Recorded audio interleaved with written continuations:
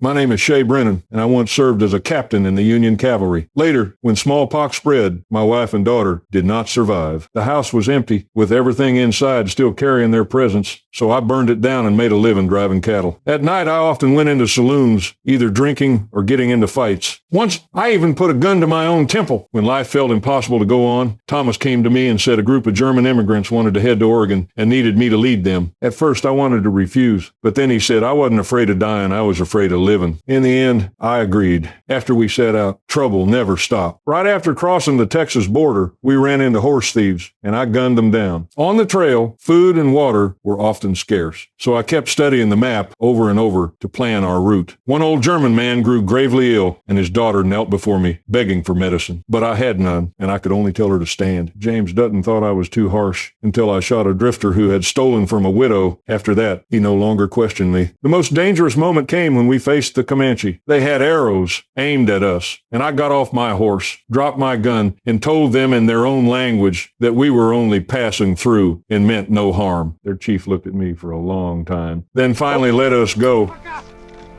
until we finally saw the Columbia River. The immigrants began building cabins by the river, planning their new lives. I didn't stay. I mounted my horse and rode toward the Pacific. When I reached the beach, the sunset was shining across the water, and a bird flew overhead. I drew my gun and pulled the trigger. In this life, I lost my family, endured hard years, and protected those immigrants until they reached their destination. For me, doing all that was enough.